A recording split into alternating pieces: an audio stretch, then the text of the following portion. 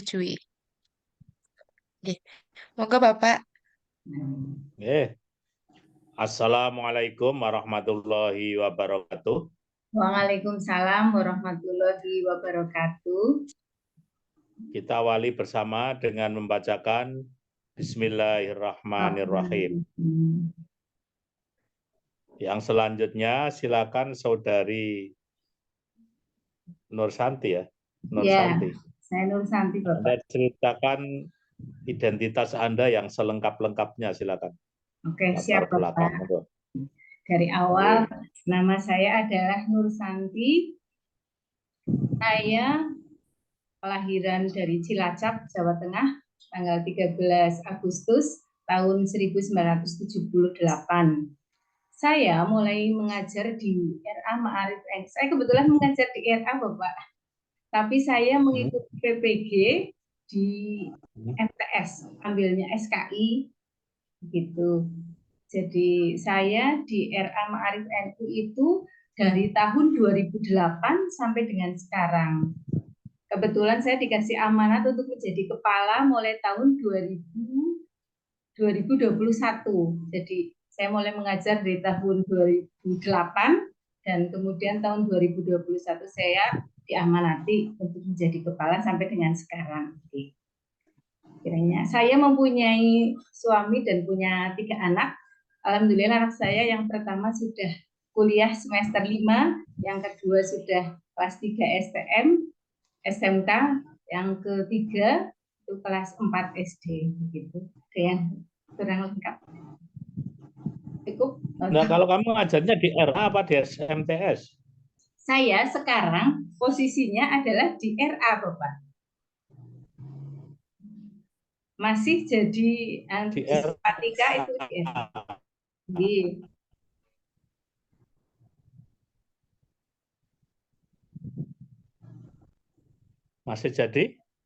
Masih jadi ya guru dan kepala. Diamanati jadi kepala untuk dari tahun 2021, Pak. Di RA-nya? Iya. Kebetulan kan saya dulu sekolahnya itu SPDI, jadinya tidak, pada saat saya mendaftar pretest PPG itu belum boleh, tidak, itu formasinya bisa daftarnya ke MI, MTS atau MA. Tapi untuk pretest sekarang udah boleh, Pak. Jadi kalau SPDI itu diperbolehkan mendaftar di RA kalau untuk tahun ini. Tapi kalau pas saya itu tahun 2022 itu saya harus pilihannya itu di MI, di MTS atau di MA. Kebetulan saya memilih di MTS karena lingkungan kami dekat dengan MTS. Masih satu RW ada MTS, di sebelah ada MTS dan tidak jauh lagi juga ada MTS gitu, Pak. Jadi saya sementara memilih di SKI juga saya menyukai sejarah kebudayaan Islam, saya memilih SKI ambilnya seperti itu, Bapak. Oh, kalau betul Bu jenengan sudah PNS, Bu Nursanti? Belum, Bapak. Saya guru Wiyata Bakti dari tahun 2008. Oh, tapi masih tetap kepala di RA? Iya, betul. Oke. Oke, yang berikutnya coba baca surat Fatihah yang baik. Hafalannya Fatihah seperti apa? A'udzu billahi minasy syaithanir rajim. Bismillahirrahmanirrahim. Alhamdulillahi rabbil alamin. Ar-Rahmanir-Rahim. Malik yaumiddin. Iyyaka na'budu wa iyyaka nasta'in. Ihdinas siratal mustaqim. Siratal ladzina an'amta 'alaihim ghairil maghdubi 'alaihim walad Amin. Ya, Bapak. Coba surat-surat yang hafal. Yeah. Surat-surat pendek yang hafal apa saja? Ya, dari Anas, Falak, Ikhlas, surat Alam Nasroh, An-Insyirah, semua ya. Bagian apa Pak? Berapa surat Pak? Berapa? Ad-duha apa enggak ad-duha? Ad-duha ada yang lupa, Pak. Al-insyirah. Yang lupa yang Boleh? al-insyirah coba.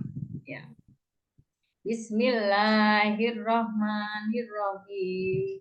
Alam nasroh laka sodrok wa wada'na anka wisrok alladzi anqadha dhahrok wa rafa'na laka dzikrok wa inna ma'al usri yusra inna ma'al usri yusra wa idza faragta fansub wa ila rabbika warghab. Lagi apa sing apa lagi? Semuanya surat Anas, Al-Falaq gimana? Atau yang lain? Anas ya boleh. Oh iya. Bismillahirrahmanirrahim. Qul a'udzu birabbin nas, malikin nas, ilahin nas, min syarril waswasil khannas, alladzi yuwaswisu fi sudurin nas, minal jinnati wan nas. Ada Quran di situ, Mbak Nursanti? Ada. Coba dibuka surat ketiga, ayat pertama sampai ayat yang ketujuh. Surat? Surat ketiga itu surat apa? Surat ketiga. Surat yang pertama surat Al-Baqarah. Yang kedua. Loh. Al-Quran? Ya Al-Fatihah. Astagfirullah. Ya, yang pertama surat Al-Fatihah, Bapak. Yang kedua surat Al-Baqarah. Yang ketiga. Apa? Bentar. Mana sih? Al-Baqarah yang kedua. Yang ketiga.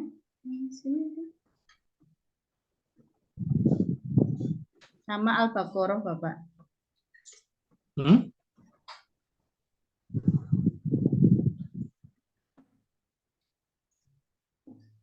Apa? Surat ketiga apa? Surat Al-Baqarah. Al-Baqarah 2. Al-Baqarah itu surat kedua. Surat kedua. Masa dinyang? Ali Imran.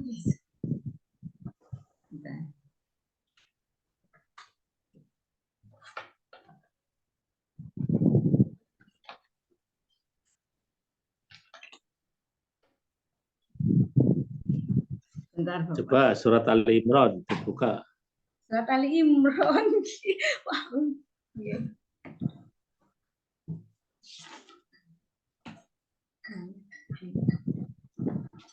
Surat Ali Imran.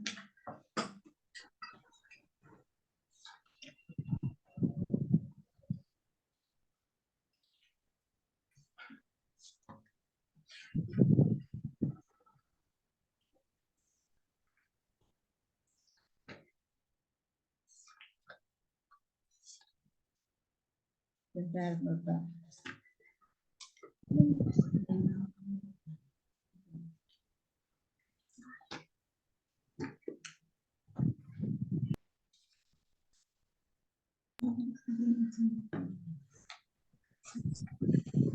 Bentar, Bapak.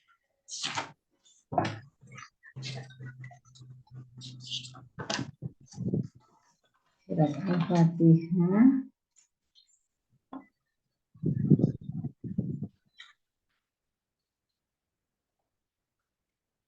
Ya, sudah Bapak.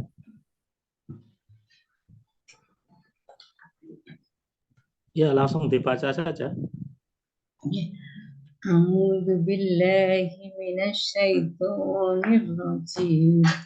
Bismillahirrahmanirrahim. Alif lam mim. Allahu la ilaha huwal hayyul qayyum. Kecil-kecil banget. Nah,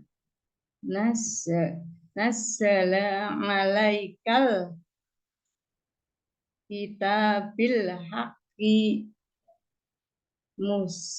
musaddiqal lima baina yadaihi wa ansalat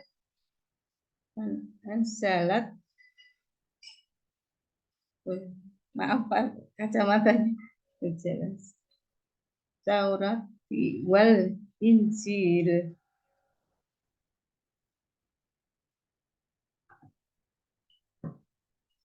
Innallaha la yahla alaihi say'ul fil ardi wala fis sama. Huwallazi yusawwirukum fil arbami kaifa yula ilaha illa huwal azizul hakim. Huwallazi anzala malaikal kitaba minhu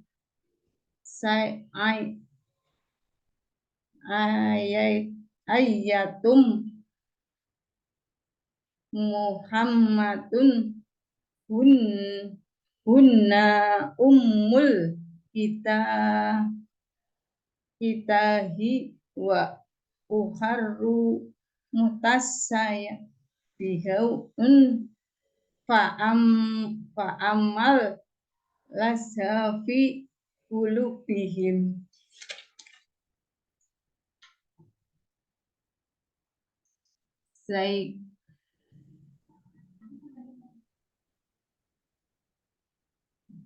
Saikun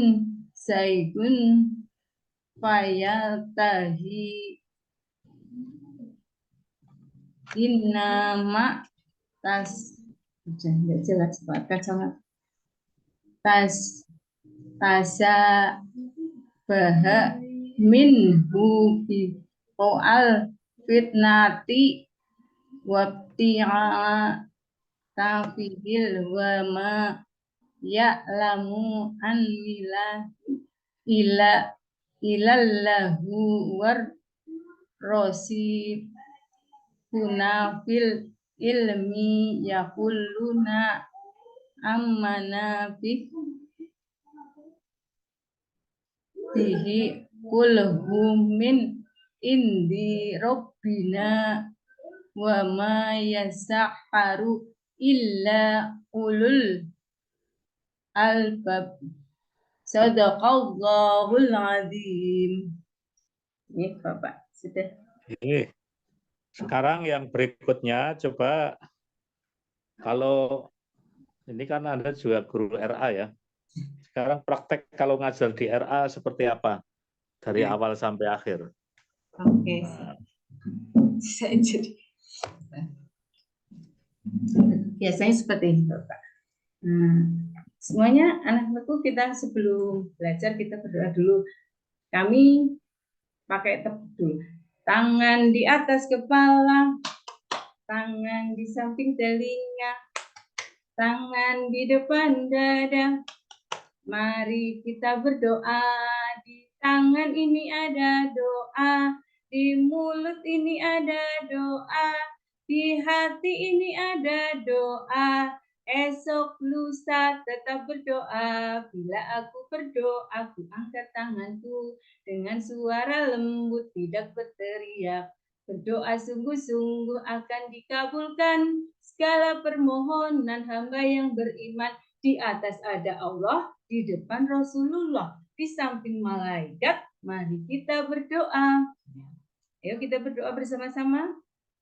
Berdoa sebelum belajar. Bismillahirrahmanirrahim. Raditu billahi rabbah wa bil islami dina wa bi Muhammadin nabiyya wa rasulah Rabbi sidni ilma warzuqni fahma. Amin. Artinya, aku rela Allah Tuhanku, Muhammad Nabi dan Rasulku. Ya Allah, jadikanlah ilmu ya Allah. Artinya agak lupa sudah. Lalu agak grogi. Sudah. Bismillahirrahmanirrahim. Fil Islam Muhammadin nabiyya wa rasulah Rabbi sidni ilma warzuqni fahma. Amin. Ya, itu aja. Terus langsung biasanya Bapak tepuk R A yes, anak RA Ma'arif NU berakhlak mulia, cerdas, ceria, sehat. Tepuk anak soleh. Aku anak soleh, rajin sholat, rajin ngaji. Orang tua dihormati. Cinta Islam sampai mati. La ilaha illallah Muhammadur Rasulullah. Islam, yes. Islam, damai. Ya. Hari ini kita mau belajar. Siapa yang tahu hari apa, anak-anakku? Hari ini hari Senin. Ya, bisa anak-anak menjawab. Hari Senin tanggal 17 Juli tahun 2023. Hari ini anak-anak adalah belajar untuk pertama kalinya. Kemarin anak-anak sudah libur panjang. Ada berapa hari liburnya? Iya, ada 3 minggu. Nah, hari ini anak-anak belajar bersama lagi. Kalian senang bisa berangkat, bisa bertemu bersama Bu Guru? Saya senang, Bu Guru. Nah, kayak gitu. Itu awalnya. Sampai akhir atau sampai di mana, Pak? Ya, sudah cukup ya.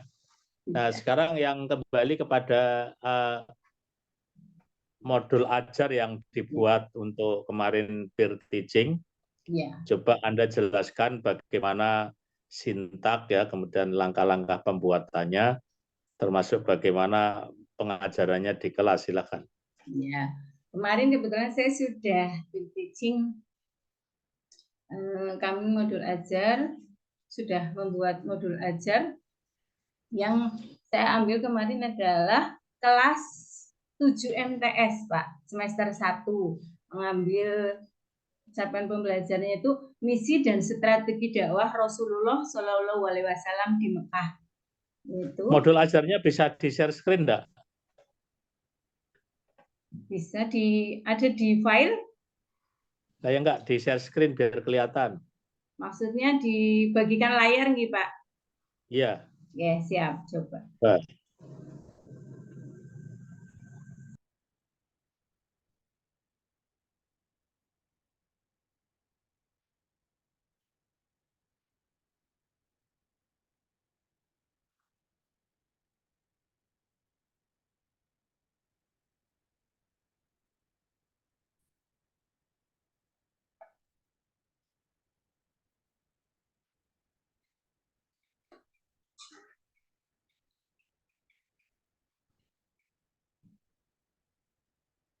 Ini yang modul ajar yang 2, Pak, ini kebetulan saya buka. Iya, ini yang modul ajarnya. Ya, silakan Anda jelaskan bagaimana proses langkah-langkah membuatnya ya. Kemudian bagaimana mengajarkannya di kelas. Suara saya dengar ya? Oke. Gimana, Bapak? Dengar tuh suara saya? Oke, silakan. Ya, kemarin saya sudah membuat modul ajar. Yang saya susun yaitu pertama nama penyusun, institusi, MTS, tahun penyusunan, nama sekolah, yaitu Madrasah Alawiyah, kelas 7, alokasi waktu, terus ada kompetensi awal, yang sudah kompetensi awal itu tadi meliputi peserta didik telah memahami sejarah dakwah Rasulullah SAW, peserta didik telah memahami misi-misi dakwah Rasulullah SAW, profil pelajar Pancasila dan pelajar rahmatan lil alamin. Yang pertama itu yang profil pelajar Pancasila yang ingin dicapai itu beriman dan bertakwa kepada Tuhan Yang Maha Esa, berakhlak mulia, bernalar kritis, kreatif. Untuk profil pelajar rahmatan lil alamin yang akan dicapai itu keadaban, keteladanan, kewarganegaraan dan kebangsaan, mengambil jalan tengah, berimbang, lurus, tegas, kesetaraan dan musyawarah. Sarana dan prasarana saya sudah tulis di sini. Ada LCD, speaker, mungkin laptop, bahan tulis, spidol, pulpen seperti itu, dan kamera tripod target peserta didik reguler dan tipikal, model pembelajaran problem based learning. Ini tujuan pembelajaran yaitu menganalisis misi dan strategi dakwah Rasulullah SAW sebagai rahmat bagi seluruh alam. Itu kriteria ketercapaian menelaah misi dakwah Rasulullah SAW yang 112 menggali informasi tentang strategi dakwah Rasulullah SAW. 113 mengeksplorasi dakwah Rasulullah di Mekah yang mendahulukan kasih sayang. 121 mengaitkan misi dan strategi dakwah Rasulullah Shallallahu Alaihi Wasallam di Mekah dengan peran beliau sebagai rahmat bagi alam semesta. Yang kemudian adanya pemahaman bermakna pentingnya persiapan dakwah secara maksimal. Kesuksesan berdakwah membutuhkan misi dan strategi yang jelas, membiasakan sikap kasih sayang kepada manusia dan lingkungan, menampilkan respon positif dan interaksi sosial. Terus kemudian dibuat yang D itu adalah pertanyaan pemantik, yaitu yang nomor pertama, mengapa agama Islam bisa tersebar di penjuru dunia, bahkan di beberapa negara orang Muslim menjadi mayoritas. Yang kemudian yang kedua, bagaimana hubungan antara misi dakwah Rasulullah dan Islam yang menjadi rahmat bagi seluruh alam.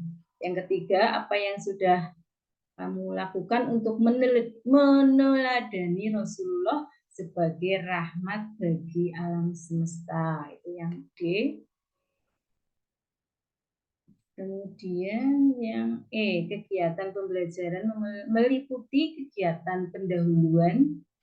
Pendahuluan, guru membuka pelajaran dengan salam, meminta peserta didik untuk berdoa bersama, memperhatikan kesiapan peserta didik, memeriksa kehadiran, kerapian dan posisi tempat duduk dan dari peserta didik.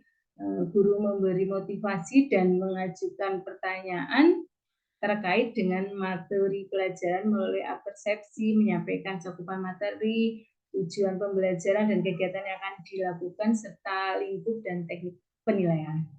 Yang kegiatan inti yaitu peserta didik dibagi menjadi beberapa kelompok.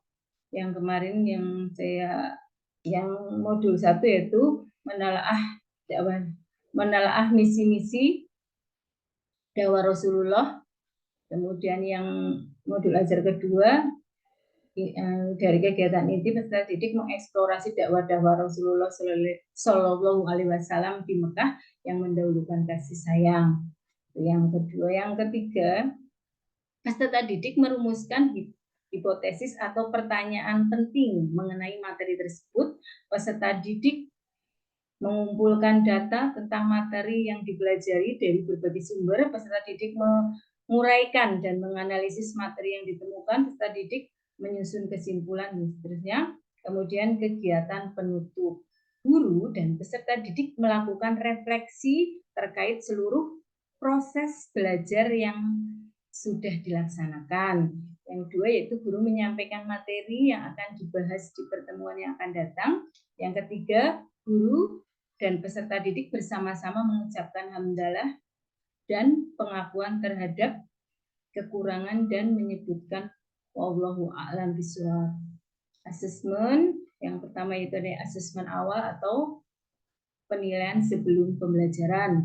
Asesmen formatif yaitu asesmen proses pembelajaran. Asesmen sumatif yaitu asesmen pada akhir proses pembelajaran. Pengayaan dan remedia itu meliputi diskusi bersama kelompok dan buatlah masing-masing jadwal tindakan 5 tindakan yang akan kamu lakukan dalam 1 minggu ke depan yang mencerminkan kamu melaksanakan pesan sebagai rahmat bagi seluruh alam. Mendeskripsikan 5 tindakan yang telah kamu lakukan itu dalam sebuah lembar kertas, lalu presentasikan di depan kelompokmu. Glosarium yaitu meliputi misi perutusan yang dikirimkan oleh suatu negara ke negara lain untuk melakukan tugas khusus dalam bidang diplomatik, politik, perdagangan, kesenian, dan sebagainya. Dakwah yaitu penyiaran agama dan pengembangannya di kalangan masyarakat, seruan untuk memeluk, mempelajari, dan mengamalkan ajaran agama. Rahmat yaitu belas kasih, kasih sayang, perdamaian. Fil al-Hudul, sebuah persekutuan para pemuka di Mekah, termasuk Muhammad muda, yang terjadi pada abad ke-7 sebelum masa kenabian. Persekutuan ini diadakan untuk menjaga ketertiban dan keadilan dalam perdagangan yang menjadi urat nadi kehidupan penduduk Mekah. Amar ma'ruf dan nahi munkar. Nahi munkar, perintah untuk mengerjakan perbuatan yang baik dan larangan mengerjakan perbuatan yang keji, atau dalam kurung biasa digunakan untuk hal-hal yang sifatnya menyatakan perintah dan larangan. Dan kemudian ada daftar pustaka.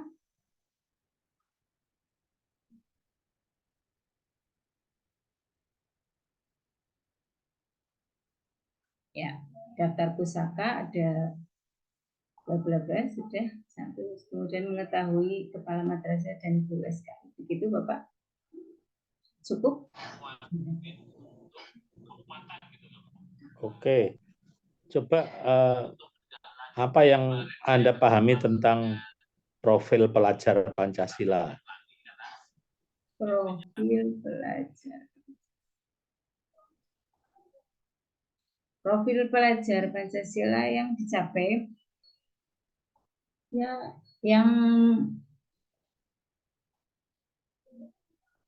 kalau yang saya pahami yang di sini kan kayak beriman dan bertakwa kepada Allah, yaitu yang mengesahkan Allah. Maksudnya kalau yang saya pahami ya Pak, ini kan tertulis di sini. Kalau kemarin di project itu pada project P5 itu kan saya mengambil kewirausahaan. Itu memang kewirausahaan itu kebetulan kan di tempat kami itu di sumber daya alamnya, maksudnya di kami itu banyak sekali melimpah singkong. Kebetulan di tempat kami itu banyak pengrajin gembus. Gembus itu terbuat dari singkong, makanan olahan tradisional di tempat kami itu.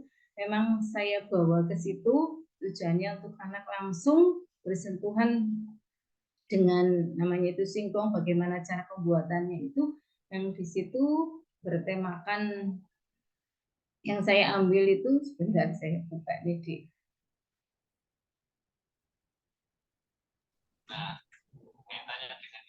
yang sudah ya. Oke, yang berikutnya berkaitan dengan apa yang membedakan antara modul ajar dengan RPP. Itu di mana perbedaannya? Kalau menurut saya hampir sama keseluruhannya. Saya pikir itu sama, hanya yang membedakan di sini sangat itu paling di ini. Jadi setelah kompetensi awal kan tidak, waktu di ke-13 tidak ada tertulis profil pelajar Pancasila dan pelajar rahmatan lil alamin serta kayak asesmen awal, asesmen proses. Kalau dulu kan kita ngajar mulai dari ngajar dan nanti langsung dinilai dan asesmen proses dan akhir. Tapi kalau di kurikulum Merdeka ini jelas sekali bahwa di sini kita harus menilai di awal, asesmen awal ada di situ, Pak. Terus adanya model pembelajaran yang project itu namanya gitu. Project P5 itu kayak kewirausahaan, harus ada kewirausahaan, ada ya kayak gitu. Seperti kalau di RA kan bukan kewirausahaan, lebih dasar cinta tanah air kayak gitu. Tapi kalau untuk tingkatnya lebih apa ya, cakap itu maksudnya ada kewirausahaan. Jelas sekali di situ. Jadi praktek-praktek itu tertulis di rapot nih gitu Pak, kayak misalkan kayak gitu ada kewirausahaan, market day, itu sangat ditonjolkan untuk proyek-proyek itu saya pelajari di situ. Kalau dulu kan waktu di kurikulum Merdeka tidak ada seperti itu, penilaiannya langsung di awal nggak ada penilaian, hanya proses dan di akhir seperti itu. Yang sangat membedakan itu menurut saya Pak. Oke. Yang apa teori-teori yang Anda dapatkan selama PPG ini kaitannya dengan bagaimana pendekatan kepada peserta didik, teori-teori belajar apa saja yang Anda dapatkan? Yang seingat saya yang kayak teori behavioristik gitu Pak. Behavioristik karena bisa saya agak lupa Pak. Tapi Pak masih ingat kalau itu ingat walaupun setiap hari dilaksanakan tapi agak lupa ini saya. Kalau dibuka sedikit masih ya itu pokoknya pendekatan cara namanya kepada peserta didik itu perkembangan anak. Di situ ada yang pertama tadi deh yang paling saya itu lebih ke ini apa ya namanya, yang pendekatan itu loh Pak, yang model pendekatan yang sebagai apa contoh gitu loh, saya sering melaksanakan di sekolah. Jadi apa namanya ya, saya lupa gitu Pak, tapi intinya kita memberi contoh kepada anak, jadi kita itu sebagai model gitu. Jadi anak lebih tertarik dengan apa yang dilaksanakan guru kayak gitu. Jadi guru itu sebagai model bagi anak. Kebetulan di RA itu pendekatannya luar biasa memang kalau dengan anak. Jadi guru itu sangat apa ya namanya ya. Kalau katanya orang tua mesti gini. Kalau di rumah loh, kalau di ini ajari orang tua loh mesti kata bu guru seperti ini. Kata bu guru seperti ini, Bu, itu wali murid cerita ke kami. Jadi ternyata itu anak-anak sangat misalnya mengidolakan atau sangat ya jadi contoh kayak gitu. Jadi kadang-kadang padahal orang tua sudah membenarkan betul, kadang-kadang anak masih kata bu guru seperti ini loh kayak gitu. Jadi guru itu harus bisa memberi contoh dalam pengajaran atau apapun yang bisa menjadi model yang baik untuk anak seperti itu. Sampai segitunya. Sudah cukup? Ya. Halo? Halo, ya Pak. Yang terakhir, apa pengalaman yang paling terkesan menjadi guru dan apa pengalaman yang paling menyedihkan menjadi guru? Silakan. Yang paling menyenangkan dulu nggih, Pak. Yang paling menyenangkan itu ketika saya ditelepon oleh wali murid saya. Kebetulan anak itu sudah kelas 2 gitu. Bu Santi gitu. Gimana Bu, ini kok Mbak Siva ya di sekolah ditanya sama Bu Guru. Bu Siva, Bu gurunya siapa? Bu Santi loh. Padahal sudah di sudah di SD, tapi ibunya itu cerita itu Mbak Siva sangat mengidolakan saya gitu, sangat mengidolakan Bu Santi. Padahal kan pernah diberikan cincin, katanya sampai yang sangat detail. Saya pakai cincin 2, kan diberikan cincin 1 loh. Kayak Bu Santi pula beli cincinnya 2 kayak gitu. Sampai sedetail itu pun sama anak dicontoh, dan alhamdulillah anak Siva itu mendapat ranking di sekolahnya seperti itu. Saya seolah-olah itu walaupun saya capek dengan bayaran yang tidak seberapa, dulu waktu itu saya dapat honor itu hanya 40.000, satu bulan selama 1 tahun kemudian naik menjadi 50.000, 75.000, 100.000 dan sampai hari ini 800.000. Tapi itu bukan apa ya, bukan jadi takaran seolah-olah sirna gitu. Kegembiraan luar biasa, berarti anak itu mengidolakan saya kayak gitu. Walaupun ada namanya orang tidak sempurna, mesti ada banyak kekurangan dari saya, tapi dia itu bisa luar biasa mengidolakan saya sampai sendiri itu. Ya saya harus semakin belajar untuk lebih baik lagi seperti itu yang sangat menyenangkan menurut saya. Dan disapa kalau di jalan lagi naik motor, Bu Santi gitu, di jalan ketemu, terus ketemu salim, itu di hati itu mengucapkan salam, salim, ketemu di jalan, sampai anak-anak besar masih ingat saya, itu sudah merupakan kebahagiaan menurut saya, Bapak. Seperti itu.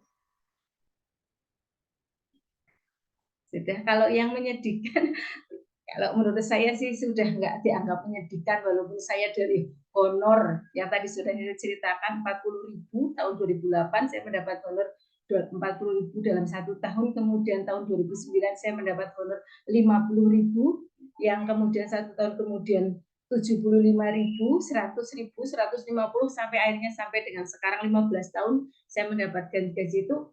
Menurut saya sudah ikhlas. Alhamdulillah, walaupun saya dengan gaji itu ada rahasia namanya rezeki. Memang gaji sudah tertulis segitu, tapi saya yakin rezeki itu bukan cuma tercatat kayak gitu. Insya Allah saya bisa. Dengan gaji, kadang-kadang saya berpikir gajinya segini, tapi mau beli apa-apa bisa. Mau beli HP yang bagus, tidak kalah dengan lain, baju misalkan, ataupun atau motor apapun sih bisa.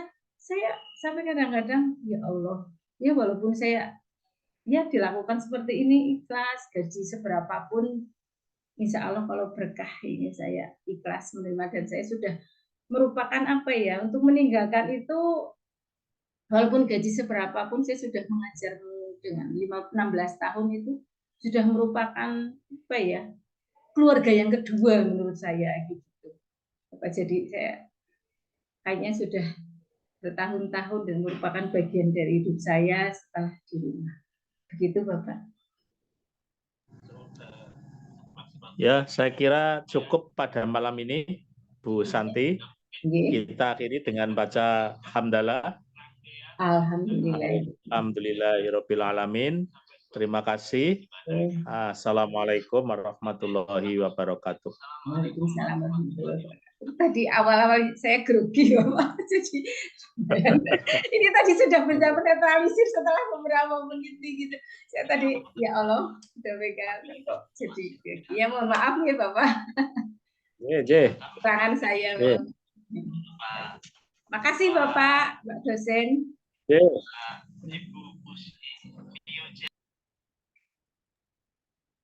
Berarti sudah ya Bapak, ini kami akhiri Zoom-nya aja Pak. Ya, sudah cukup. Ya, Pak.